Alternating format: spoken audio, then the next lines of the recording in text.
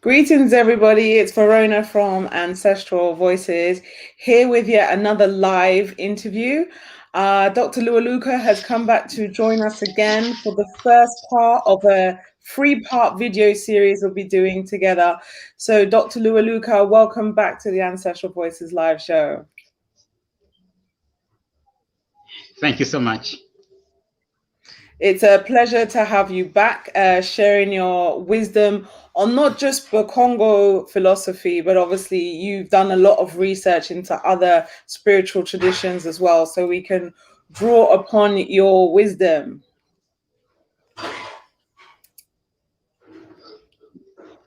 It's my pleasure.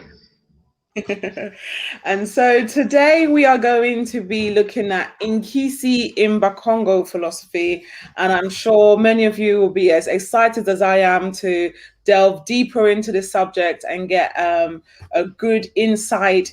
And at this point, I'm just going to hand it over to you, Dr. Luyaluka. Thank you, Verona. I'm Dr. Luyaluka, the founder of Nzilaloa. Nzilaloa is a modern academy of African traditional spirituality. This academy comprises two branches. Excuse me.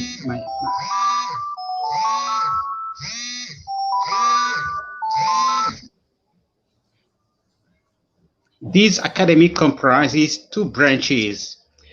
An academic branch, which is a branch, which is called also Nzila Loa. In my journey, I began as a Baptist. My parents were Baptist, so I joined that church at the age 10. Later, I went off the Baptist church in order to join the Christian Science Church, the Healing Church of Mary Baker Eddy, whose headquarters is in Boston. One of my students of Christian Science urged me, after reading one of my books on Kindoki, he urged me to make doctoral study.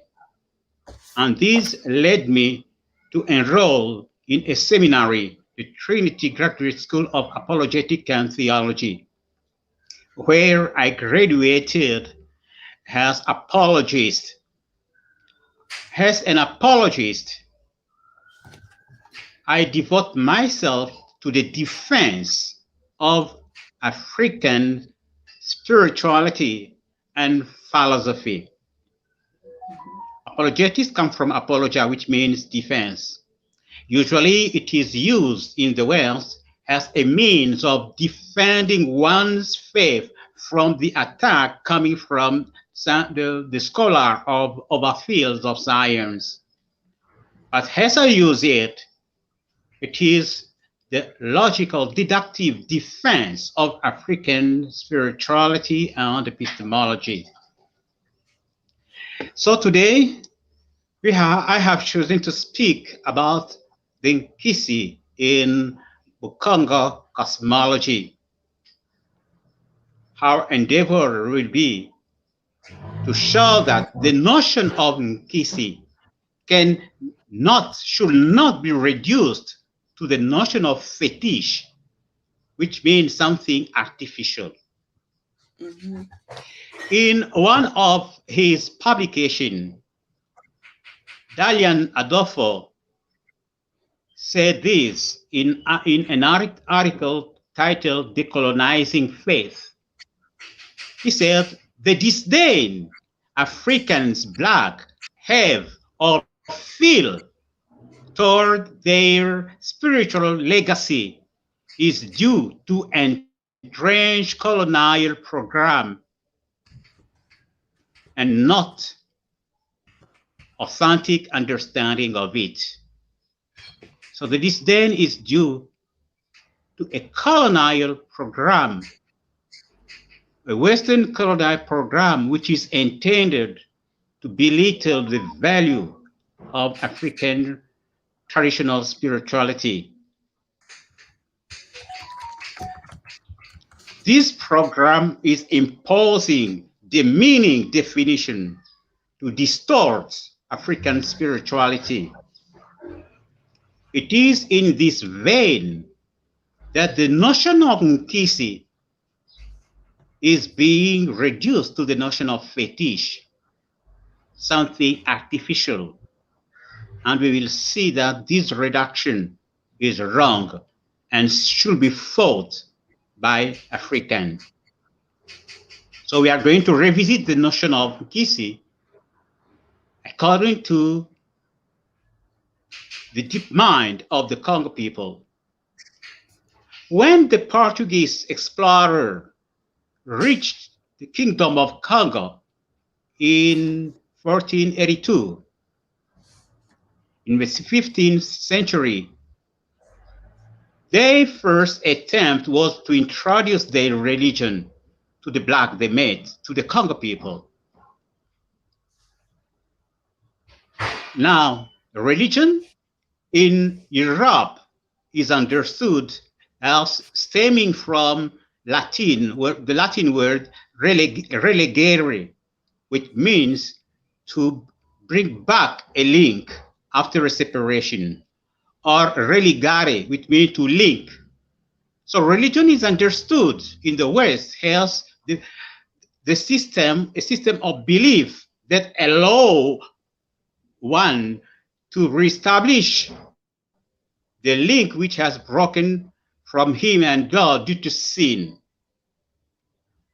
And when the Portuguese explained this notion to the black people pondered about it and came out with the conclusion. They said to them, what you call religion is the equivalent of what we call Nkisinti.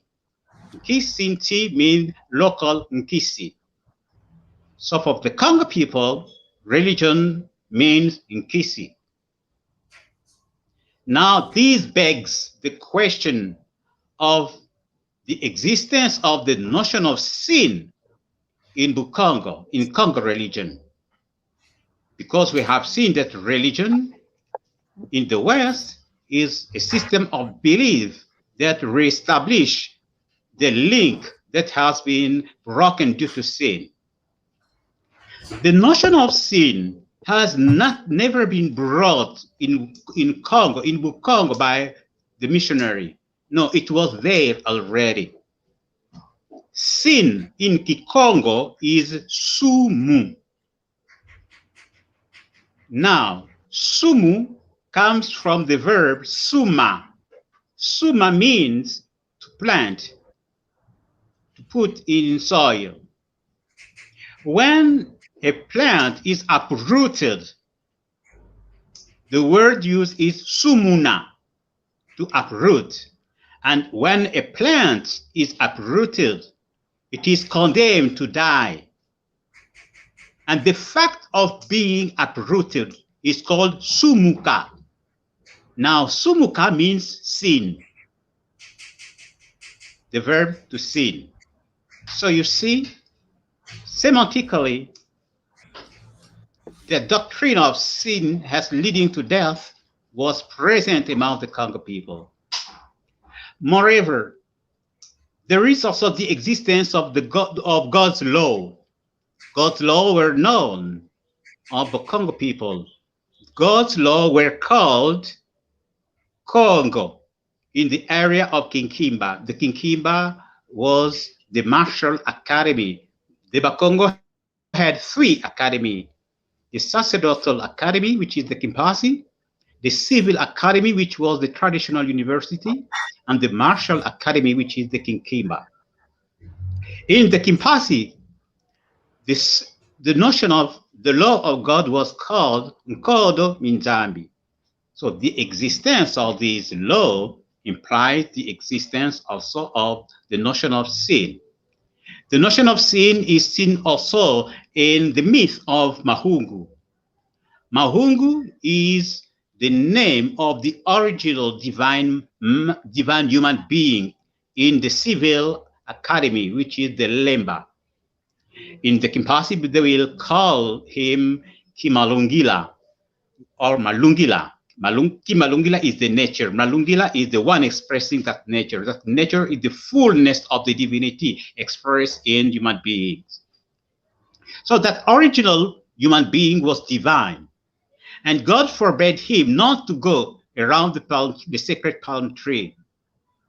Enticed by a mortal tendency, a day he went around that palm tree and found himself divided into two weak beings, a male being and a female being.